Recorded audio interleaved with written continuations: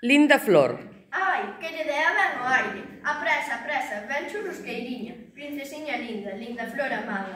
Alenta, alenta, fonda con finura. Pero, que che aconteceu no repente, filla querida? Mesmo antes de sair pa baile do rei Artur. Ai, ai. Non aprendes, esposa, que pode ser peor. Ela só volverá á normalidade, xa verás. Só é cuestión de agardar un bocado. Ti nada entendes destes gobernos, Marqués. Abondo sei o que me fago. Ai, miña neniña, meu tesouro, meu encanto. Mais aire, máis aire. É conveniente chamar a un médico, esposa. Pode ser cousa de sangue ou de tripas, e non de simple pasmo gravado como de primeira semella. Déxate de médicos, Marqués. Esta tenxe mal de suspiros. É ben evidente. Anda, filla amada, alonxe ese espanto, que imos chegar tarde ao baile. Pode ser cousa de meiguería, esposa. Estamos na época. Sexa o que sexa, hai que quitarle pronto. A min esta condenada non me fai perder o sarao real. Abonda xa, linda flor. Mais non unides se pon.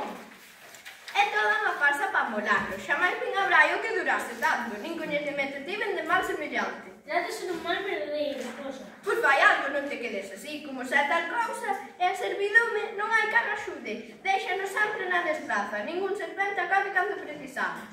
Chamaba, señora Marquesa. Un médico, que veña un médico axiña. Coitadiña. Ai, non lle dura de repente. Mellor que chame un mentiñeiro, esposa. Semella cousa complicada. Un médico, un médico. Sí, señora Marquesa. Agarda. Mande, señora Marquesa. Que vayan por un menciñeiro.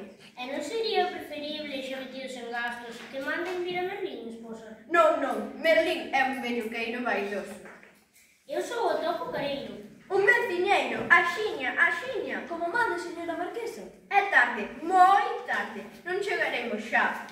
Que perda, que perda. Se espabilásemos máis. Non, non, que veña Merlín, pero como un lástrego. Aquí estou, vin como un lastro. Por fin, é que xa me tardaba. Señor Marqués de Bretoño, saúdo reverenciosa e refinadamente. Corresponde, Merlín. Mil grazas por acudir. Pode estar tranquilo que esta consulta será de boca. Que groseiro. Os seus pés, señor se están limpos, señora Marquesa. Vostede decote tan galante, Merlín. Son con quen é merecente, Marquesa. Vayamos ao asunto. É un placer curada, linda flor. En soños, suspiros, abafos, formigueos... Ben, non hai dúbida. Que, doutor Merlín? De que se trata? Sanará axiña? Que malato pou? Un moi frecuente, sen ninguna importancia, sempre que se lle poña remedio con urxencia. Marqueses, a marquesiña pillou mal de amores. Como? Está seguro, doutor? Nunca era. Ademais de doutor, son mago, adivinho, feiticeiro, menciñeiro e outras cousas que non veñen ao caso. Namorada, pero de quen, señor Merlín? Ese é un diagnóstico máis arriscado. Asegurémonos ben, do xeito que sexa. Hai que protestarlle en galán nobre. Nobre é, por suposto, con fortuna. Pídeme demasiado, señora. Trátase dunha consulta gratuita e ademais de súpeta.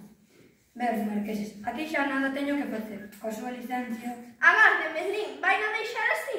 Esquécese do remedio, doutor. Ah, moi fácil, moi fácil. Ben seguro que traéndole o namorado diante dela tocará o pasmo emocional.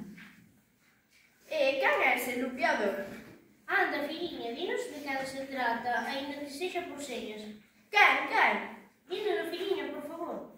Fala, dinos quen é. Vouche dar eu a ti males deses. Por un suspiro de amor deixárchenos a todos en baile. A ver como me disculpo agora diante de Xenebra e do rei Artur. Fala. Non volverán a convidarnos. Fai un esforzo, marquesiña. Que traian un galán. Isto non pode ter demora. Un galán calquera, o que estea máis a man. Un galán de contado. Ven aquí, señora Marquesa. Así a topei, o pé da cesta da señoriña Marquesa. Aquí a deixo. Redemo, outro co pasmo nun repente.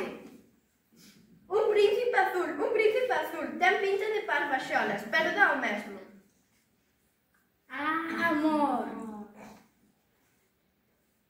Oh, Luisiña, meu príncipe azul. Oh, linda flor, miña amada marquesiña. Asunto amañado, imos xa. Ainda pode chegar a tempo a bailar o derradeiro. Valse da noite con el rei Artur.